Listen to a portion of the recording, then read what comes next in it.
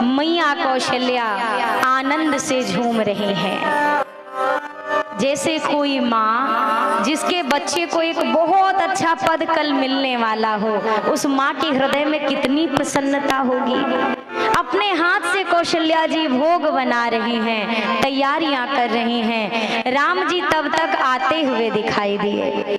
कौशल्या माँ ने कहा, अच्छा हुआ लाल आ गया, अब ऐसा कर पुत्र जल्दी से कुछ पालो, नहीं तो दिन भर जो भी राज्याभिषेक की विधियां होंगी तो मेरा लल्ला भूखा रह जाएगा। वो तैयारियों में लगी हैं। जैसे जाने लगी, राम जी ने माँ का हाथ पकड़ लिया। बोला, माँ एक बात तो सुन, तुझसे कुछ बात कहनी है। मैया ने कहा, जल्दी कर, मुझे आज बहुत कार्य है, समय नहीं है। आज तेरा राज्याभिषेक होना है, आज मेरा बेटा राजा बनेगा। मैं बड़ी प्रसन्न हूँ, थोड़ी शीघ्रता से बता लल्ला क्या बात है। राम जी ने धीरे से कहा, माँ मैं आज राजा बन रहा हूँ, मुझे राज्य भी मिल रहा है, पर माँ अब मुझे अयोध्या का ये छोटा नहीं, मुझे मेरे पिता ने जंगल का बड़ा राज्य दे दिया है। शब्द ये नहीं कह रहे पिता ने वनवास दे दिया, मुझे जंगल भेज रहे हैं, माँ क्या करूं, आदेश है जाना पड़ेगा। शब्द, माँ ये अयोध्या का राज्य छोटा है, अब पिता ने मुझे, पिता दीन मोहि कानन राजू, तो मैं बड़ा हूं ना माँ, इसीलिए पिताजी ने निर्णय लिया कि मुझे बड़ा राज्य दिया जाए। मैं जंगल का राजा बनाया जा रहा हूँ। माँ के हाथों से पात्र छूट गया, आंखों में आंसू भर आए। अब माँ कौशल्या अपने आप को उस स्थिति में पा रही हैं, एक तरफ पति का वचन है, एक तरफ पुत्र का प्रेम है। माँ बीच में खड़ी हैं। राघव जी ने कहा, माँ आप बताओ ना, ठीक है अब मैं चलूं, मुझे आज्ञा दे दो, मुझे विलंब नहीं करना। मैया कौशल्या कहती हैं, लाल मैं आज उस स्थिति में हूँ जैसे कोई सांप जब किसी छछूंदर को निगल लेता है, मुख में रख ले, तो वो धर्म संकट में आ जाता है। कहते हैं अगर उस छछूंदर को वो निगलेगा तो मर जाएगा, उगलेगा तो अंधा हो जाएगा। वही स्थिति मेरी है। आज मैं पति के वचनों का परित्याग नहीं करा सकती। मैया कौशल्या ने कहा, और उस पर भी राघव, अगर सिर्फ तुम्हारे पिता ने ये वचन कहे हैं रघुनंदन, तो यकीन करो मैं तुम्हारी माँ हूँ। पुत्र पर, संतान पर पिता से ज्यादा उसकी माँ का अधिकार होता है। मैं उस अधिकार से तुम्हें अयोध्या में रोकूंगी। तब तक राघव जी ने कहा, माँ मेरी मैया कैकेयी की भी यही इच्छा है। अब माँ कौशल्या मौन हो गई।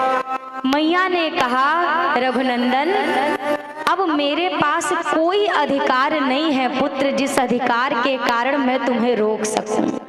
एक माँ का अधिकार था, लेकिन अगर तुम्हारी माँ ने भी यही बोला कि तुम वन में जाओ तो तुम फिर जाओ। मैया कौशल्या कहती हैं, पुत्र मैं माँ हूँ, साथ ही एक पत्नी हूँ। मैं आज ये भी नहीं कह सकती कि बेटा वन मत जा, पर ये भी नहीं कह सकती कि बेटा वन चला जा।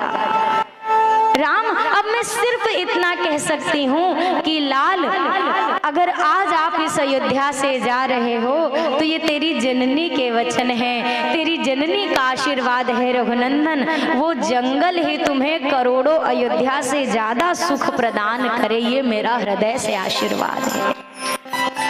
मैया कौशल्या नेत्रों में अश्रु भरे विलाप कर रहे। तब तक जानकी मैया आ गई।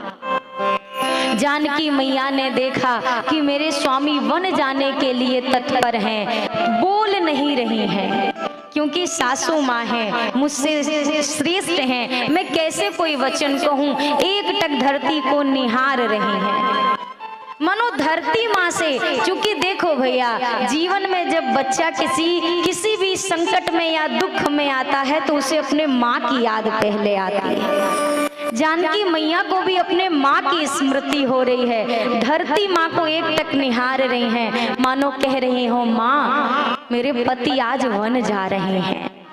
माँ मेरा भी जाना निश्चित है, मैं भी जाऊंगी, पर माँ क्या जाएगा ये निश्चित नहीं है, कौन जाएगा ये निश्चित नहीं है। मतलब माँ, अगर स्वामी ने मुझे साथ ले जाने की बात कही तब तो सीता के तन और प्राण दोनों जाएंगे। अगर स्वामी ने मुझे छोड़ जाने की बात कही तो सीता के प्राण स्वामी के साथ जाएंगे, तन यहीं अयोध्या में रहेगा, पर जाना मेरा निश्चित है। एक टक निहार नहीं, तब तक राघव जी ने कहा, वैदेही आप यहाँ पर रहना, पिताजी अस्वस्थ हैं, माँ की स्थिति ठीक नहीं है, हे जानकी यहीं रहकर आप इनकी सेवा करना। मैया कुछ नहीं बोल रही, आंखों से आंसू बहने लगे शब्द सुनते ही। फिर मैया से राघव जी ने कहा, और वैसे भी वैदेही जंगल बहुत खतरनाक है, बड़े बड़े पशु पक्षी हैं, कटीली झाड़ियां हैं, कंकरीले मार्ग हैं, आप वन के योग्य नहीं हो तो आप वन मत जाना। जब राम जी ने ये कहा कि सीते आप वन के अधिकारी, वन जाने के लायक नहीं हो, आप योग्य नहीं हो, आप यहाँ पर जानकी जी बोल पड़ी, स्वामी अगर मैं वन के योग्य नहीं हूँ तो क्या आप वन के योग्य हैं? क्या आपके लिए ये जंगल सही है? अगर मैं सुकुमारी हूँ तो क्या आप में वो कोमलता नहीं? आप भी तो उस योग्य नहीं, फिर क्यों जा रहे हैं? राघव जी मौन हो गए। बोला ठीक है, आप भी साथ चलो। लक्ष्मण जी दौड़ करके आए, दौड़े दौड़े आए। अब राम जी ने लक्ष्मण जी से कहा, लक्ष्मण भैया भरत नहीं है, पिताजी निढाल पड़े हैं, माता भी स्वस्थ नहीं है, अब एक तुम हो जिसको अयोध्या की संभाल करनी है। तुम यहाँ रहना, माता पिता का ख्याल रखना, ध्यान रखना, उनको चिंता मत होने देना। इतना सुनते ही लक्ष्मण जी बोल पड़े, माता पिता? कौन माता, कौन से पिता? राम जी ने कहा, अरे भैया हमारे माता पिता। लक्ष्मण जी ने कहा, नहीं प्रभु, आपके सिवा मैं किसी माता पिता को जानता ही नहीं हूँ। मेरी माँ तो मेरे सामने खड़ी है जो जंगल जा रही है, मेरे पिता स्वरूप में आप भी वन जा रहे हैं, तो मैं भी तो वही चाहता हूँ कि माता पिता की सेवा करूं, पर जिनको मैंने अपने माता पिता के रूप में बचपन से जाना है, मैं उन्हीं माता पिता की सेवा कर सकूंगा। राम जी ने कहा, जाकर के सुमित्रा जी से आज्ञा ले आओ। सुमित्रा मैया के पास लक्ष्मण जी पहुंचे। सुमित्रा माँ से जाकर कहा, माँ भैया अयोध्या छोड़कर जा रहे हैं, मैं भी जा रहा हूँ। इतना बोलकर प्रणाम करके लक्ष्मण जी निकल गए महल से। इतनी जल्दी क्यों है? ऐसा ना हो कि राम जी मुझे छोड़कर कहीं चले जाएं। शीघ्रता से निकले। सुमित्रा जी ने कहा, लक्ष्मण यहाँ आओ। क्या कहा तुमने? कौन कहाँ जा रहा है? लक्ष्मण जी ने कहा, माँ भैया अयोध्या छोड़कर जा रहे हैं, मैं भी उनके साथ जा रहा हूँ। सुमित्रा मैया ने कहा, हो ही नहीं सकता, राम कभी अयोध्या छोड़ ही नहीं सकता। लक्ष्मण जी ने कहा, माँ मैं सत्य कह रहा हूँ कि कई माँ ने वरदान मांगा है, भैया अयोध्या से जा रहे हैं, छोड़कर अयोध्या। सुमित्रा जी ने कहा, लक्ष्मण राम अयोध्या से नहीं है, अयोध्या राम से है। तुम कह रहे हो कि राम अयोध्या से जा रहे हैं जंगल में, तो लक्ष्मण ये याद रखना कि आज के बाद ये अयोध्या नहीं रहेगी, ये जंगल बन जाएगा जहां से राम जा रहा है, और वो जंगल अयोध्या बन जाएगी जहां पर राम रहेगा। राम और अयोध्या तो अलग नहीं हो सकते।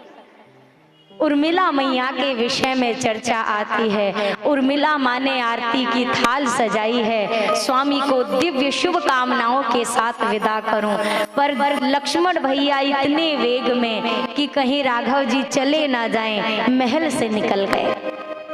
हमने संतों से सुना है भैया कि 14 वर्षों तक उसी दीपक को जलाकर उर्मिला मैया ने लखन लाल के आने की प्रतीक्षा